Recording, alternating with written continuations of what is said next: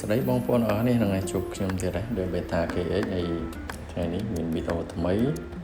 ហើយសម្រាប់ពួកនេះពួក7ពណ៌ហ្នឹងទិញពីផ្សារត្រីមកគេដាក់ថង់ឲ្យយើងមិនចង់លេងទេបងប្អូនតែគាត់ឃើញគេមានលក់ទៅយើងក៏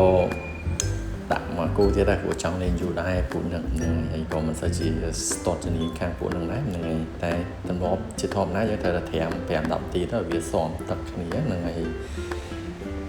ជាទូទៅឲ្យតែត្រីថ្មីហ្នឹងហើយយើងត្រូវដាក់វាផ្សំមួយទឹកថ្មីយើងសិនហ្នឹងហើយចាំយើងប្រឡែងចូលហ្នឹងហើយពួកនេះពួក Red Koi Red Ear ហ្នឹងហើយបងប្អូនហើយចាំមើល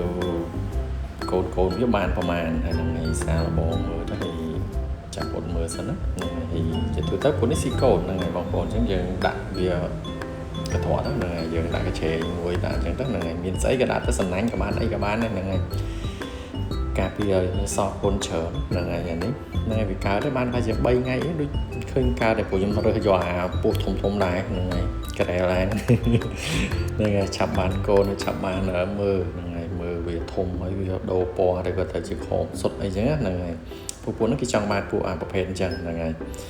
ចឹងក៏ជាសារលបងដែរហើយបន្ទាប់ពីប្រកាសហើយនេះបងប្អូនឃើញថាងាប់មេបាត់ទៅហើយហ្នឹងហើយពួកឃើញតែប៉ោងទៀតតែខ្ញុំមើលដែរដូចអត់មានអីទេក្នុងពួកហ្នឹងសិតតែពវៀនទេអស់កូនលេងតែស្ដាយដែរហ្នឹងហើយសល់តែឈ្មោះហ្នឹងហើយសម្រាប់ឈ្មោះនេះខ្ញុំក៏ថែបានប៉ុន្មានដែរក៏នេះតែព្រោះរសារជួសផ្ទះចឹងទៅវាស្មងវាហុយចូលចឹងងាប់ដែរហ្នឹងហើយតែងាប់ពេលក្រោយទៀតទេហ្នឹងហើយចឹងនេះយើងចង់ដឹងវាបានប៉ុន្មានហើយយើងធ្វើការមើលវាទៅពីទូដល់ធំវាពីវត្តមិនអញ្ចឹងបងប្អូនហ្នឹងហើយវាលើកទី1របស់ខ្ញុំដែរសម្រាប់ពួក7ពណ៌ហ្នឹងហើយនេះម្យ៉ាងដែរអារម្មណ៍ដាក់ប្រកាន់ពួកបេតាផ្សេងហើយពួកនេះផ្សេងហើយអានេះយើង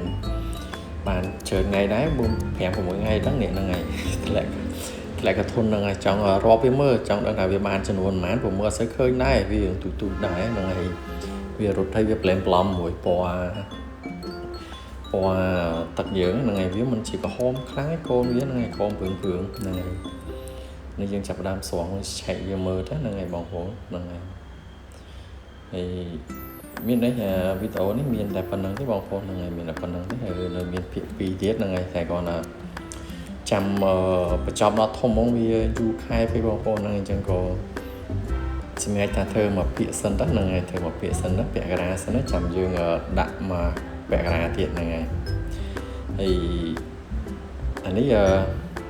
ខ្ញុំរាប់មើលទៅហ្នឹងហើយឃើញដូចជា31ហ្នឹងហើយបងប្អូនបាន31គ្រាប់ដែរហ្នឹងហើយហើយយើងចាក់ចូលទៅវិញទៅយើងសម្អាតទឹកដែរនិយាយទៅយើងចាប់វាហ្នឹងយើងចង់សម្អាតដែរសម្អាតអាចវាចេញហ្នឹងហើយហើយនេះចូលប្រហែលជាមួយខែបងប្អូនហ្នឹងគួរសមហ្នឹងហើយតែដូចជាពណ៌មិនសូវជាក្រហមខ្លាំងហ្មងហ្នឹងតែមេបាវាដូចក្រហមគួរសមហ្នឹងហើយណាមួយទៀតអាចមកពីទឹកដែរបងប្អូនហ្នឹងហើយបើយើងដាក់ទឹកចាស់ក៏វាអាចឡើងតាមហ្នឹងដែរហ្នឹងហើយអានេះមានអីគួរសមហ្នឹងហើយអានេះបានយូរដែរចូលមកជា6 7ទៅដែរហ្នឹងហើយយើងធ្វើតិចធ្វើចេញមកប៉ុណ្ណឹងយើងស្អាតតិចបងប្អូនហ្នឹងហើយដាក់អាទីមៀខ្ញុំពីចេញខ្ញុំដាក់អាទីមៀហ្នឹងហើយខ្ញុំចាក់មិញគឺអាទីមៀទេហ្នឹងហើយទីមៀខ្លះចំណីក្រៀមខ្លះហ្នឹងហើយប៉ុណ្ណឹងយើងអាចដាក់ចំណីក្រៀមខ្លះទៅអាទីមៀខ្លះមើលមានចែកទៅយើងដាក់ចែកទឹកខ្លះទៅសម្រាប់ចែកទឹកខ្ញុំមិនសូវជាសបោដែរទេហ្នឹងហើយអានេះវាធំគួរសមហ្នឹងហើយបាន2ខែបងប្អូនហ្នឹងហើយមើលតាមហ្នឹងទៅហ្នឹងស្អាតហ្នឹងហើយរងចាំតាមណាទស្សនាភាគ2បងប្អូនហ្នឹងហើយអរគុណច្រើនជំរាបលាបាយបាយសុខសប្បាយអរគ្នា